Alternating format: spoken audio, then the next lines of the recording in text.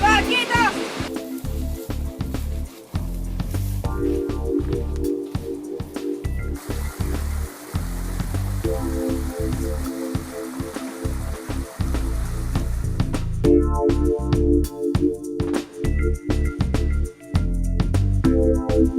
Meillä oli tulossa kesäleffa, joka oli minun käsikirjoittama ja ohjaama juttu.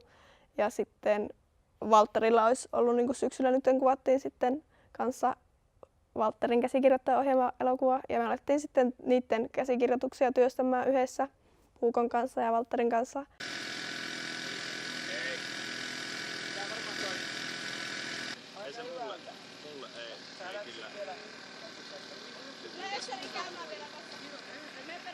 Syksyllä sitten, kun oltiin louhi saatu kuvattua, niin alettiin sitten meikäläisen Sadeen lyhyt elokuvaa sitten työstämään samalla mentaliteetilla, että Timo oli siinä meidän mentorina ja sitten Aila ja Timon kanssa sitä sitten työstettiin eteenpäin. Ja kuvaukset oli sitten tuossa marraskuussa. Ole hyvä!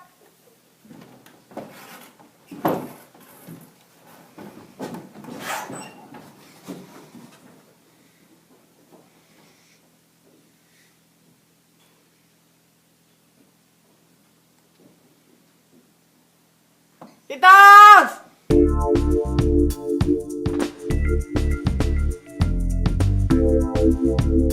Niin, no se lähti oikeastaan siitä, että Valtterin ja Ailan tuotannot oli ehkä sen verran isompia, että me ei ehditty ihan perusopetuksen puitteissa sitä, niitä tuottamaan. Meillä kuitenkin kurssillakin silloin oli, oliko meitä 8, 9, 10, kuinka monta opiskelijaa meitä oli? 11, niin sitten jokaisella on periaatteessa oli enemmän tai vähemmän tuotanto tulossa. Anyway, mä sain silloin tarjouksen yhden hankkeen kautta, että mä voisin siinä alkaa kokeilemaan tämä mentorointia, että oli mahdollista käyttää enemmän aikaa ja keskittyä näiden kahden oppilaan kanssa tekemiseen ja siihen kehittelytyöhön. Oikeastaan perusopetuksen puitteista ei ollut mulla ääniopiskelijoita mukana niin paljon, että olisi voinut kaikki elokuvatuotannot tehdä, ja siinä vaiheessa sitten Sanna-Mari oli tämmöinen, joka on tulossa opiskelemaan ääniopiskelijaksi, ja pystyttiin sitten tätä kautta niin kuin mentoroinnin kautta sitten saada tällaista hyvinkin yksityiskohtaista opetusta sitten joiltain osia ainakin tähän tuotantoon, ja Sanna-Mari siinä hyötyi varmaan siitä, että sitten sait siinä sitä ohjausta siinä vaiheessa, jota ei olisi muuten ollut opetuksen kautta tarjolla, koska sä et ollut niin kuin kurssilla mukana.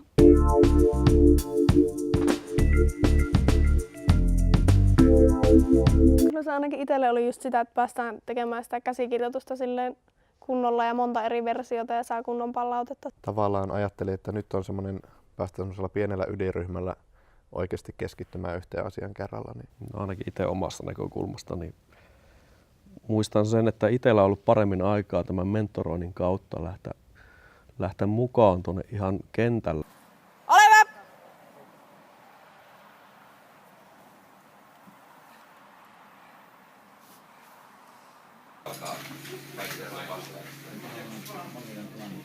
Niin, ja sitten kun sä yrität tehdä comebackin, niin tultaisiin vähän pikkusen lähemmäs.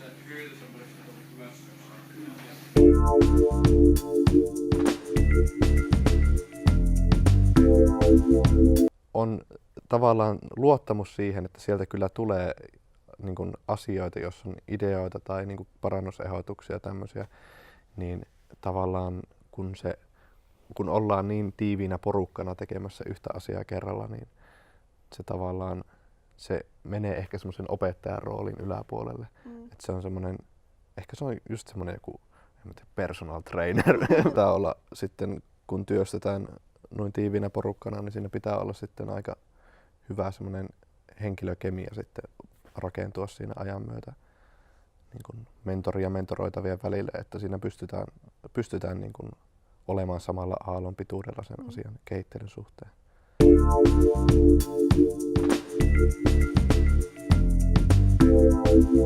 Jos ajattelee niin kuin opettajan näkökulmasta ylipäätänsäkin mentorointia ja verrataan sitten sitä tämmöiseen perusopetukseen, mitä on, niin se ero siinä, niin mun mielestä tulee siinä perusopetuksessa, se on jollain lailla sidottu aina johonkin opetussuunnitelmaan. Se kääntyy jollain lailla toisinpäin, että meillä on joku prokkis, mihin sitten tulee henkilöt mukaan tekemään sitä ja sitten me sen prokkiksen ympärillä mentoroidaan niin kuin mentoroitavia.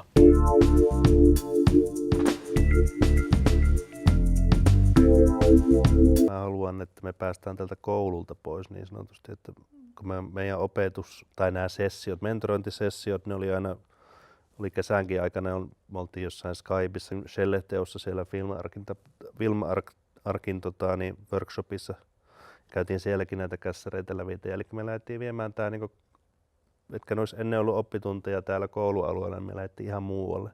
Eli vähän niin hakemaan inspistä ja unohtamaan tämä koulujuttu. Et sillä me päästiin vähän se hajurakoon tähän opettaja- ja mentori-asetelmaan. Silloin alkuvaiheessa aika paljon niin kuin kokoonnuttiin ja käytiin läpi sitä käsikirjoitusta. Niin sillä lailla justi, että Aila oli kirjoittanut elokuvan käsikirjoituksen uuden version. Sitten me käytiin niitä asioita läpi. Timon kanssa luettiin läpi ja sitten kommentoitiin niitä. Sitten löydettiin sieltä niitä ongelmakohtia, niin sitten yhdessä alettiin keskustelemaan, että minkälaisia ratkaisuja näihin voisi löytyä ja pitäisikö ajatella jostain toista näkökulmasta asioita. Tämä käsikirjoitushommat kun saatiin loppuun ja sitten kun alkoi tämä esituotantovaihe, niin Valtterihan oli niin tuottamassa niin Aila-elokuvaa, eli Aila ohjasi oman käsikirjoituksensa. Ja sitten kun tehtiin niin Valtterin elokuvaa, minkä Valtteri oli käsikirjoittanut ja ohjannut, niin Aila tuotti. Eli me tavallaan ei mentoroitu. Se mentorointiprosessi ei ollut pelkästään siis käsikirjoittamista. Niin onkin. Ja esimerkiksi se just mitä sä Teemu ehdotit siitä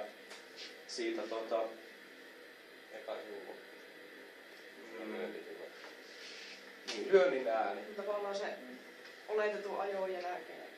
Ja sitten se korppi voitaisiin kirjoittaa jollakin tietyllä värillä, jos se on oleellinen, joka on niin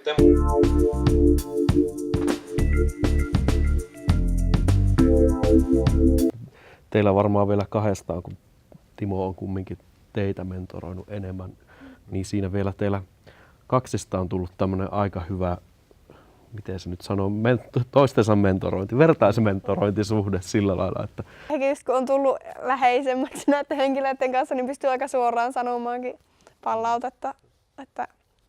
Ja se osaa ottaa vastaankin silleen, että no ok. Että. Se on aika tärkeää, että pystyy ottamaan semmoista suoraa palautetta ja pystyy antamaan suoraa palautetta.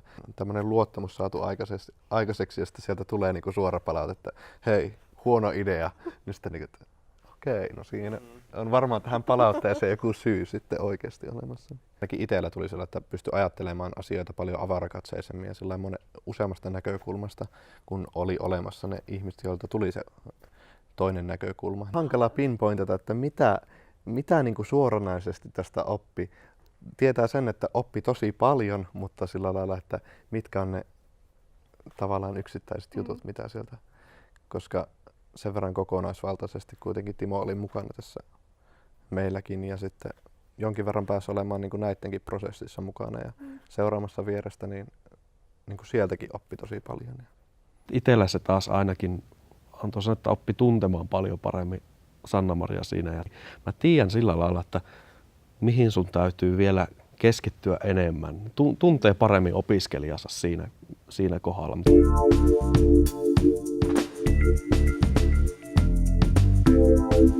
Mä näen sille, että jos mentorointi on sitä semmoista, että joku tulee multa kysymään ja mä sanon vastauksen, niin en mä näe sitä kehitystä ehkä siinä suoranaisesti. Että tässä tapauksessa meillä oli hyvä tapa usean kuukauden aikana tai puolen vuoden aikana nähdä se kehityskin. Niin samalla mä pystyin itsekin mentorina ohjaamaan itseäänikin silleen, että mitä meidän pitäisi ajatella toisin. Tämän mentoroinnin aikana teistä tuli semmoisia niin kuin ammattilaisia jo silleen, että ajattelumaailmakin on paljon ammattimaisempi. Niin oltiin niin syvällisesti käyty läpi asioita ja suunniteltu, niin sitten kun oltiin suunniteltu asiat hyvin, niin sitten ne oli aika selvää pläkkiä sitten, kun mentiin toteuttamaan. Ammatillisesti ainakin musta tuntuu, että siinä pääsee, ei ole vaan niin kuin sidottu pelkästään siihen omaan osaamiseen ja alueeseen, vaan just kun ollaan niin kiinteästi tekemisissä työryhmässä toisten kanssa, niin jollain lailla se on niin kuin kokonaisvaltaisempaa se tekeminen ja myös se omaakin oppiminen siinä.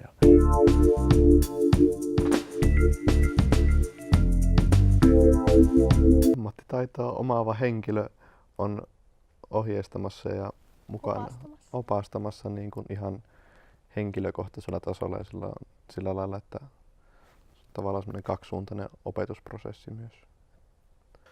Mikä mä oon itsekin sanonut, että mikä ero mentoroinnilla mun mielestä konsultointi on se, että joku tulee multa kysymään ja mä vaan vastaan.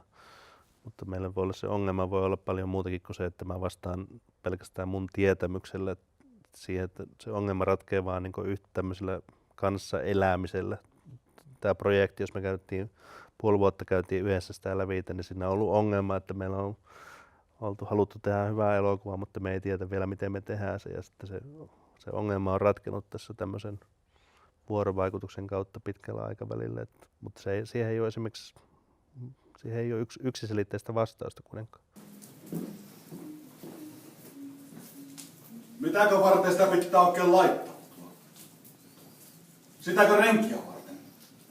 Sinun tekemiä jälkiä koitan peittää. Käyttäytyisikö kunnon emäntä?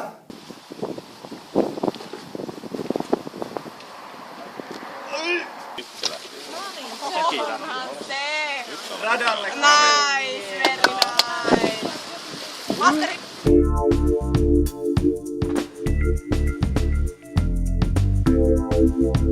Pitää olla ehkä mentoroijallakin semmoinen kiinnostus heittäytyä siihen hommaan aika vahvasti. Mä toivon, että mentori itsekin tajuaa 100%, että uskoo sen, että mulla on jotain annettavaakin, että tämä ei ole mikään tämmöinen lonkalta heitetty juttu. Ne täytyy luoda jollain lailla sellainen suhde, että on luottamus molemminpuolinen ja pystyy antamaan muutakin kuin pelkästään vaan sitä ammattiminästä. Korkeilla ratsailla katsoa alamaisiaan, vaan pitää niin kuin hyväksyä ehkä se, että ehkä oppiminen voi olla kaksisuuntaista sitten kanssa. Se, että kyllä se mentori voi välillä siirtyä syrjääkin siinä hommassa. Niin ei tarvitse päteä koko ajan.